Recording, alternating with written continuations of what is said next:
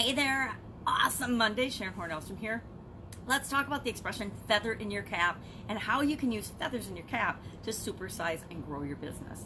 Feather in your cap, of course, feathers in headgear or headwear, feathers for decoration, have been used since medieval times.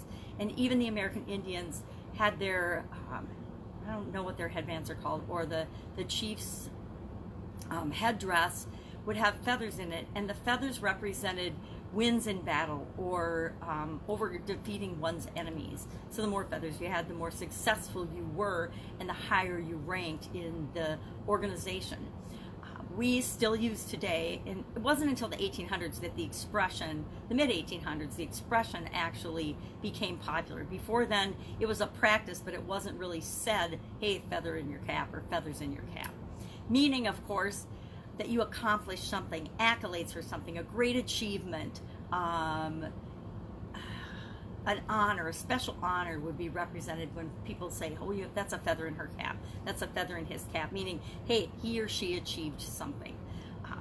We still look at accolades and outside recognition in every industry. Every industry pretty much has its way of, an organization as well has a way of ranking people and how successful they are within that organization. Sometimes if it's a business, hey, the CEO is the top ranked person in the organization, right? And he probably doesn't have a feather in his cap, but everybody knows who he or she is. Education, diplomas, higher levels of education. You know, we get letters after our name based on our accomplishments and the levels of education that we've gone through, or the certifications or the additional training that we've received. We have trophies for winning things, winning tournaments, winning awards. There's lots of awards and award ceremonies, and again, in almost every industry.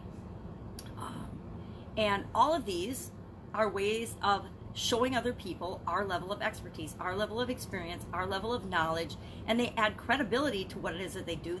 They acknowledge that we're an expert, so people that want to do business with us or considering doing business with us have very visible outward signs of knowing that we're an expert, and they can generally count on us to provide them the level of service and help them solve their problems and serve them well.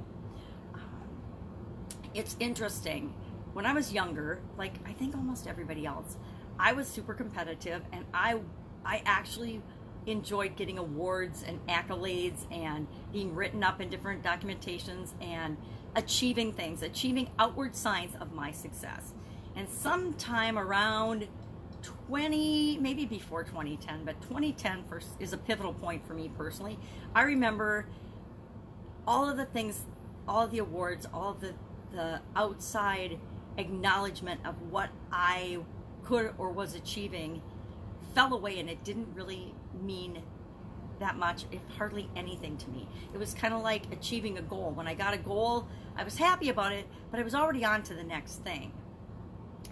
And so, again, those things became less and less important to me, and I realized that what really mattered was how did I feel on the inside about what I was doing and being and accomplishing, and how I was showing up in my businesses and in my world and in my job. That became more important than whether I was getting an award or not, or whether I was getting a promotion or not.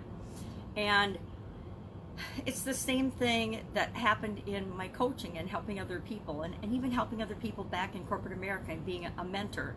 I realized that it was a lot more fun and exciting, and I felt better about and more rewarded by helping other people to achieve their goals and their dreams and to get to the next level of what it was they were trying to accomplish and do than I did with me doing it. And maybe it's because they're tied together. I get my sense of accomplishment and my purpose and my goals are tied to helping other people to succeed, solve their problems, and get what they want in life.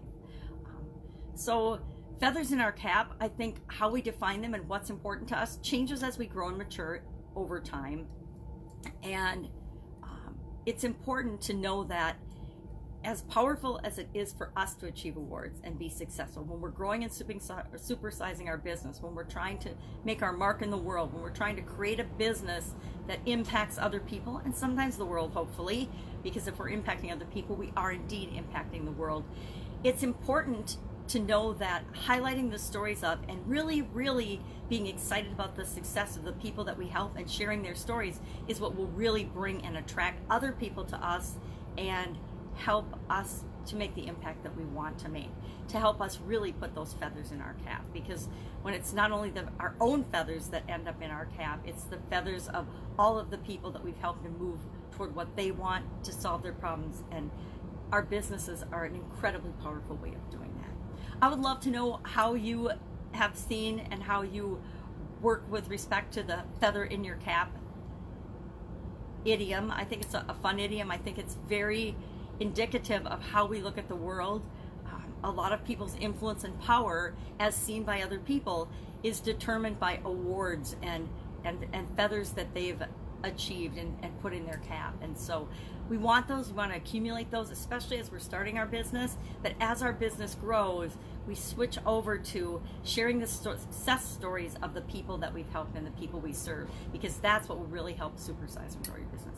Have an absolutely amazing day. I will be with you tomorrow. If I can help you in any way, hit me up in the comments below. Would love if you would share your success stories or feathers in your cap today. Bye.